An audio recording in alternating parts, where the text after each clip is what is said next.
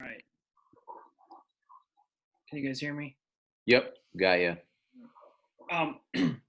My name is Nick Olla. I'm the special teams coordinator at Lewisville High School.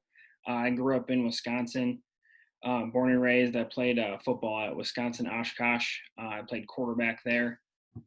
Coached 2 years in Wisconsin in high school, and then I made the big jump to Texas. This is my third year at Lewisville High School, which is a 6A school. In the suburbs of Dallas, the north suburbs of Dallas. We have 4,500 kids at our school, including 2 freshman teams every year, sometimes 3, 2 JV teams, and then a varsity team. And I'm the special teams coordinator there for all of those. So I just want to talk about organization. I think that special teams for organizational purposes is so important because there's a lot of moving parts and you really have to be on top of it if you want to maximize what you get on the special teams. Here's some special teams philosophies that we really value. And the first one is you have to value it. Every coach says they do, but if you really do, it shows. And I put cost analysis there because, like everything, you have to measure the cost. Obviously, if you want to be the best special teams ever, practicing an hour of it a day would be perfect, but that's just not the cost of that compared to taking away from other things would be too high. So really just doing a cost analysis of how much do we value it in terms of how much we value offense and defense. I think it's really important to emphasize details when it comes to special teams. It's something that kind of just becomes this broad approach, and that's a shame because the more detailed you are, the more the kids will buy in and they'll feel confident in what they're doing. And then coaching resources. So I'm going to talk a lot about this later on, but how you assign coaches and how much your coaches buy into what's going on is really going to determine how you are as a program. I put it takes the entire program. And this is something that I've never understood when it comes to special teams is why teams don't take as much time with the JV and the freshmen as they do with their varsity. When it comes to offense, you're constantly talking about, you're developing your freshman quarterback to be a varsity quarterback. But I find that when we talk about special teams, it's let's just put 11 kids on the field for the freshman team and make sure that they know where to line up. But then the varsity, we're going to take it seriously. And that's just something that I don't believe in. And so what we do, and I'll show you this and how we break it down, our JV gets the exact same amount of practice time and practice coaching that our varsity does in special teams. And if you talk about wanting to build success program up, we blocked 6 punts last year in our JV team. And it's really because we put time into it. We emphasized it a lot. And you could tell that the other teams, the other programs didn't do it as much. And it really showed. And so our JV team was undefeated and our special teams on that JV had a ton to do with it. The other benefit of that is when they become varsity players, they know exactly what we're doing. They know the technique. They know the drills that we've been doing. They know what's expected of them. They know what positions they play in that stuff. And just having that whole program philosophy approach is really going to help you get to where you want to go. The next thing is it takes the entire staff. And I know there's a lot of offensive coordinators and defensive coordinators in this and head coaches in this group. And I'm encouraging you to volunteer. And that doesn't mean you have to be on every special team, but especially head coaches, take one aspect of it and say, hey, I want to take the returners, or I want to take the gunners on punt. Something, the players will see that. And our head coach does an awesome job where he's very chill, but when it comes to special teams, he is locked in. And the kids see it, and they see, okay, this matters to the head coach. This matters to the offensive coordinator. And so I'm going to buy in. And my first year at Lewisville, we had a really good defensive coordinator. And my philosophy was like, oh, you guys coordinators, you don't have to do anything. And he's like, absolutely not. He goes, I want to take the kickoff team. He's like, I want to take the interior of the kickoff team, and I want to coach them because this is so vital for field position. And when the kids saw that, it just changed in a snap. And that coach is now a head coach in Texas, and he's really deserving because he's a really good coach. But just coordinators, head coaches, volunteer, take one part of one special team and dive in and show that special teams coordinator that you're going to be just as locked in with it as he is. The next thing, details matter. Your time is your time. And this is so important. If you don't use every second of your special teams time, it will get taken away from you. Okay. So one thing that I focus on is I get 30 minutes a day, and the kids know that in those 30 minutes, I'm a pretty happy-go-lucky guy and I'm pretty chill. But in those 30 minutes, I'm the most intense human being on the planet. And they know not to mess with those 30 minutes. And I have my phone, my watch, and I am going to take every second of those 30 minutes, and I will not go over. That's a big thing for me is 30 minutes is my time. What we don't get in, that's my fault. And so I'm not going to take time from the offensive coordinator or the defense coordinator, but in return, I ask that they don't take any time from me. And it's really, really important. Take your time, organize your time, have it blocked out, and then go. The next thing is get buy-in. I think this is the other thing I see in high schools that really kind of frustrates me over the years is special teams not conditioning.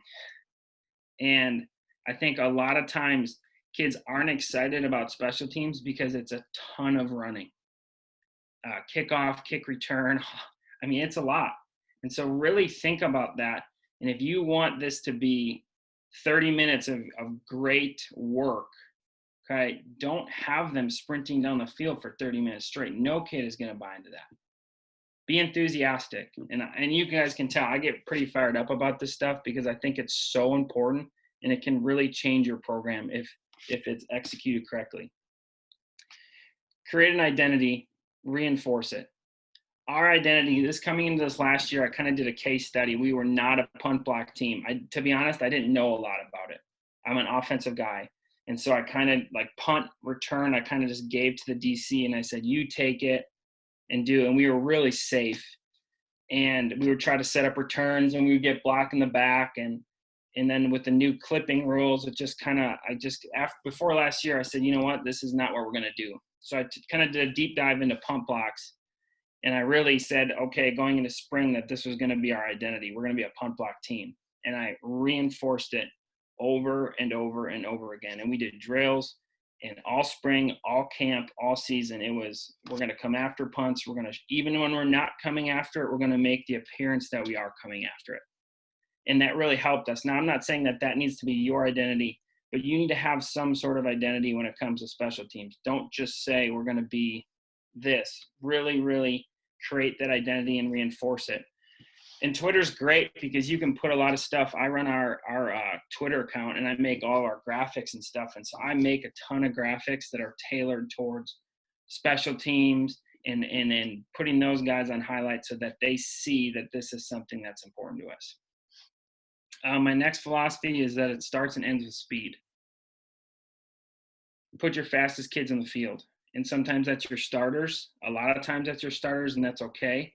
I'm a firm believer in our program, and our head coach backs me up completely that field position is important, and special teams can change the game. So we have a lot of starters now. They're not on every single one, but they are on a lot of them. And I just want to say that our two best special teams players were two receivers last year that have never played a down of defense in their life.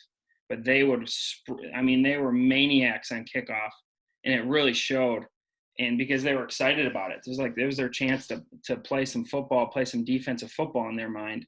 And so just find your fastest kids, start there, and then you can adjust from there. But speed is the ultimate reinforcement on special teams. Okay, here's how we break this down. And I know I'm trying to be as practical as possible. So I'm watching the time here, making sure that I'm staying on pace. But we have 5 minutes of pre-practice where the punters are punting, the kickers are kicking off, the returners are catching. Whether you're an up man, whether you're the deep back and kick return, you are doing your responsibility. And like I said before, 5 minutes is 5 minutes. It is not 4 minutes and 32 seconds, and it is not 5 minutes and 48 seconds. So I talked to, and again, my head coach backs me up 100%, which is amazing. But they need to be out in the field, right? And so I will restart it if it's not what I want. But we need 5 minutes every day of great pre-practice, okay? And then we'll stretch. and then we'll go into 25 minutes of special teams. And how I break this down is I do 12 minutes of one special team, 12 minutes of the other special team with a minute transition. And the JV and varsity are opposite. So I'll look at kickoff and punt. When varsity is doing kickoff, JV is doing punt.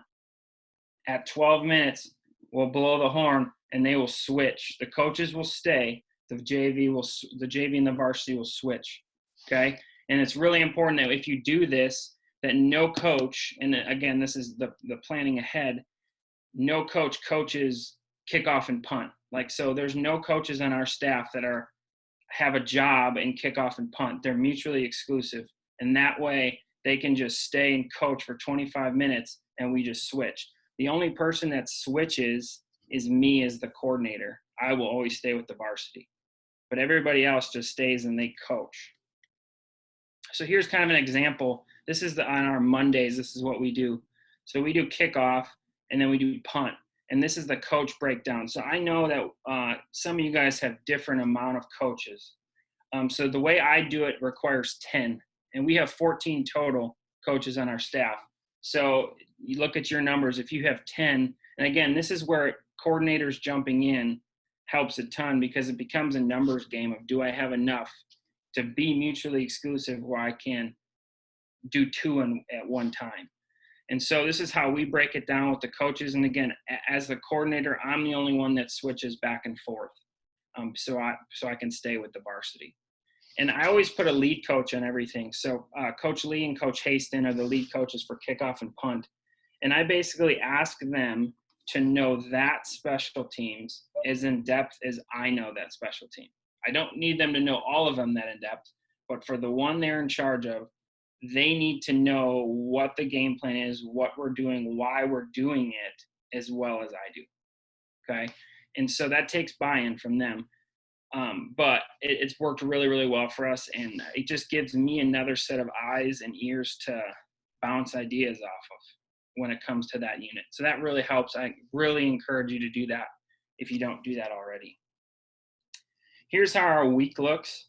And I know I'm talking fast. I'm trying to get it all in the 15 minutes here. But here's how our week looks. So on Monday, we'll do kickoff and punt.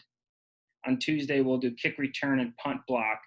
And again, just going back to reinforcing my identity, I don't call it kick, punt, return ever. I never say the words punt, return. It's always punt block. And the kids get in the habit of saying punt block because that's our identity. So just that was kind of going back. But so kickoff, return, and punt block on Tuesdays. And then on Wednesdays, I kind of sit down and I say, okay, what didn't look good? What do we need more time on? And then that's also when we'll do the some situations, some special plays, trick plays, stuff like that. Make a schedule for Wednesday. Make sure all the coaches have that schedule and then stick to it. Okay. Again, the one more rep, it will always get you beat, in my opinion. It's just Number one, you never get one more rep in a game. You get one chance at a trick play, one chance at a fake punt. So just not getting in, oh, that didn't look good, let's do another one. I'm just not a believer in that because that's not realistic, and it's just also it just takes you off schedule.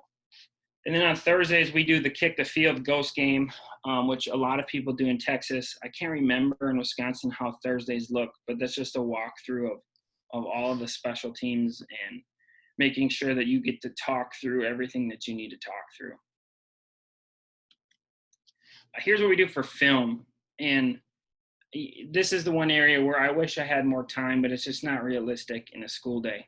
So on Monday, I get 20 minutes with the kids, and 10 of the minutes we'll be watching the previous game, and then 10 minutes we'll do a game plan of what the next week looks like, how I think we can attack a certain unit or whatever it is. That goes fast, and I talk really, really fast in them, and I have to get the kids to be locked in. So there's no talking during those meetings. At the end, I'll ask for questions, but they know that when I'm talking, when I'm going through this, it's got to be locked in. And then I also like to introduce any new drills, just because it eliminates practice talking when the kids already know what the drill is, and that way we can jump right into it. And this is important. I think if you don't do something like this game day, I really encourage you to do so. We have a meeting, and I'm running it, And we do a special teams roll call where I call out all the special teams and make sure the kids know what they're on.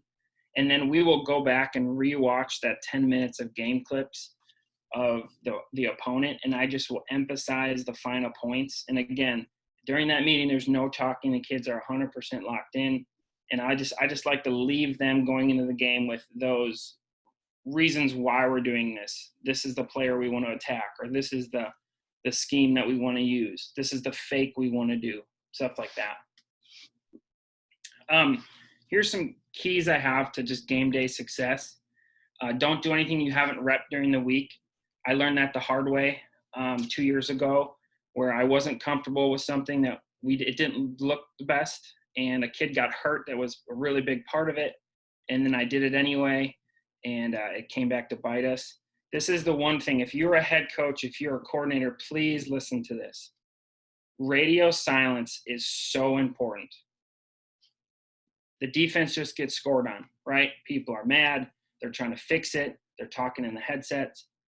You have to stop. You have to allow that for that minute of kickoff or kick return or whatever it is, that you allow whoever's running that special team to communicate things to that group. And as someone, I'm in the box. I would prefer to be on the field for special teams, but because of offensive stuff, I'm in the box. It's just so important that you have radio silence. It allows you to make in-game adjustments versus post-game adjustments. And that's a huge deal. Everybody can see, oh, we did this poorly on Saturday, but being able to know you are doing it poorly in the first quarter and fix it is huge. And then that's for offense and defense as well, but for special teams, it is as well. And then create hype. Kids will get excited, and I have a clip to kind of show what I mean by that. So I'm going to move on, but just create hype, have fun with it. Let the kids have fun with it. Here's some parting words. Kickers and snappers don't grow on trees, so treat them well. Our kickers have the easiest practice known to man. They leave way before everybody else, and they joke around with the other kids about it. But I want to keep them in the program. I want freshmen to say, "Hey, coach, I'm a kicker," and that's perfect. If they play other positions, that's fine. We let them do that too. But I treat my kickers well. And it's harder than you think. I never kicked a day in my life. And so I had to figure out it's so easy for coaches just to say, go to this camp. And I know there's a lot of great ones. And I know Coles is in Wisconsin, and that's great. But that's not going to help you in week 5 when your kicker's just lost it, when he just is. So knowing how to fix things is going to help you. And that takes you kind of asking the right people the right questions. Hey, what do I do when my kicker's doing this? Or what do I do in this situation? So you really have to be a student yourself and understand. I mean, if you're a quarterback coach, you're not just going to say, go to this camp and then hopefully you throw great all year, or hopefully you make great decisions all year, right? You're going to want to have answers. And so same thing goes for the kicking game. Have answers when problems arise. And if you don't have those answers, that's okay. Learn about them, right? Find people that do, because there are a lot of great people that do. I'm not a big believer of 11 on 11 special teams. We do our work. So in those 12 minutes I broke down, 8 of those minutes or even 9 of those minutes will be drill work. And then the 3 minutes will come together, will be on air, and then it'll be mostly for timing or the overall spacing. And then the last thing I have is just fake passion until you get passion. I was not somebody that was passionate about special teams. Like I said, I played quarterback in high school and college, so I wasn't even around during special teams. I was like off in my corner, doing other things.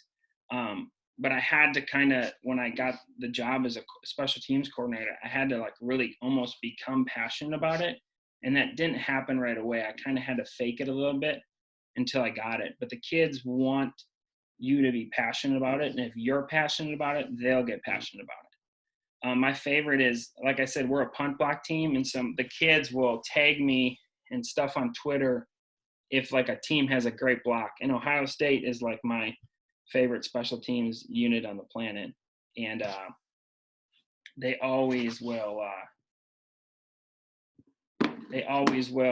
tag me when they block a punt, which they seem to do all the time. But it just, because I'm passionate about it, the kids get passionate about it. And you guys can see this, right? Okay. I just want to show you this clip because it kind of references a couple things. Number one, 13 here was a receiver, never played a down of defense in his life. But I put him on the punt block team, and you would have thought that he just got the greatest Christmas present ever. He loved it, and he was awesome at it. Now, it's kind of funny because we were beating this team pretty good, and I had kind of called off the dogs a little bit. We weren't going to come after it. But it's funny because it's so ingrained in who we were and what I preached about week in, week out, that it was really hard for them. Like, they were confused. Like, what do you mean we're not going to come after it? Like, they were really confused by that. And this was a little bit early on in the year. And we had talked and talked and talked about blocking punts, and we were getting so close, but we weren't doing it. And the JV was blocking a punt every week, but the varsity, we were just getting so close. And so I was really, really talking about it all the time. And I just want you to pay attention to two things. So number 13 is obviously really fast and blocks the punt. But I want you to pay attention to number 20 here. I'm going to go back and show you again. Again, I'm in the box. So you guys can see that, right? Number 20. So watch him as this play develops here. And watch him as he points to me in the box mid-play, which I was laughing. It was so great. But it just showed that the kids took my passion for it, and it was like they got one for me, you know. And look at this right here. We got 7 dudes just going absolutely crazy in a game where this punt block made no difference. We were already up, but it's just that they were excited about it because we had repped it, we had talked about it, and it finally paid off for them. Okay, I got to get to the next slide here. All right, there we go. All right. I know I went a little bit over. I tried to talk really fast so I could get through everything. Here's my information. I'd love to, if you want to reach out and talk some special team stuff, I'm more than happy to. It's something I've become really, really passionate about. And I appreciate you guys letting me on and let me talk some football. Absolutely. Thanks, Nick. We appreciate it, man.